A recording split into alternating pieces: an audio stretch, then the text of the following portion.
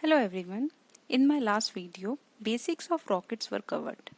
To get better understanding of how space program function, do watch my last video. Link is given in the description box. Topic for today is how do we carry astronaut to space? As we need some extra space in a rocket to carry. Also, where do we land them? If we want to land them in space, we need some place in space. As you all know, SpaceX and NASA mission called Demo 2 successful launches Dragon capsule from Falcon 9 rocket carrying 2 astronauts to the International Space Station. And before moving further, let's watch Shuttle Atlantis from the Kennedy Space Center in Florida. This is the close-up view of Atlantis space shuttle as it climbs away from the launch site.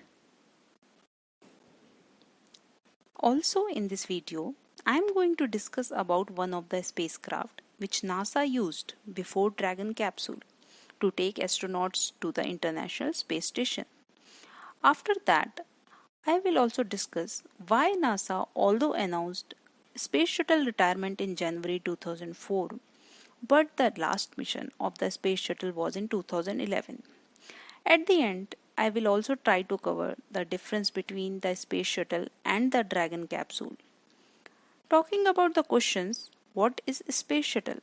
Space shuttle was partially reusable low Earth orbital spacecraft that was operated by National Aeronautics and Space Administration, that is NASA. Coming to the question, what did it do? It could carry astronauts, satellite or part to build International Space Station to space. As a space shuttle stay in space for a period of time, it also functions like a science lab. Astronaut did experiments. Doing experiment in space is different than doing experiment on Earth. Each time space shuttle launched, it was called a mission, and space shuttle launched for a 135th mission. First, some of the noted points. First mission was in 1981.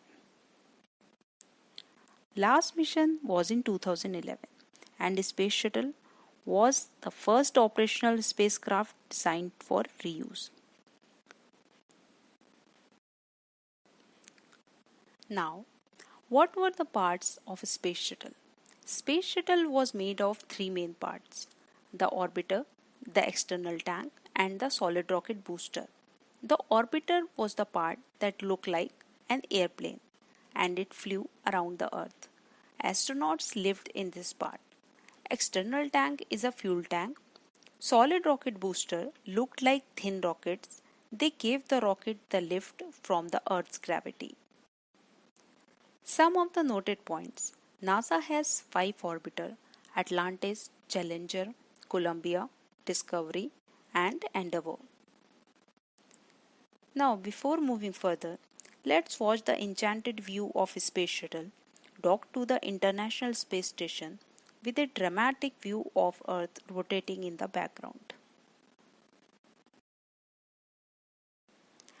As we have seen the dramatic view of a space shuttle docked to the International Space Station, this question must be coming in our mind. How did a space shuttle launch? As we have seen the launch of Atlantis in the starting of the video, it launched like a rocket. The solid booster and the main engine on the orbiter helped the shuttle to blast off from the Earth like a rocket. The two boosters dropped off the shuttle 2 minutes after the launch and fell into the ocean, and they were used again for the next flight, whereas the external tank dropped off the orbiter after it had used all the fuel in the tank. As the external tank would burn up over Earth, it could not be used again. Now, this shows when the shuttle orbiter returned to the Earth. As visible, it came down from sky like an airplane. Wheels came out. Although NASA announced Space Shuttle retirement in 2004, the last mission for Space Shuttle was in 2011. This change was due to Columbia disaster. Because of Columbia disaster, which resulted in additional orbiter being prepared for launch on need in event of a rescue mission, as Atlantis was made for the final launch on need mission.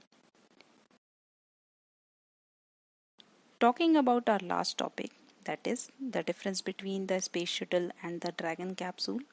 This topic I will cover in my next video.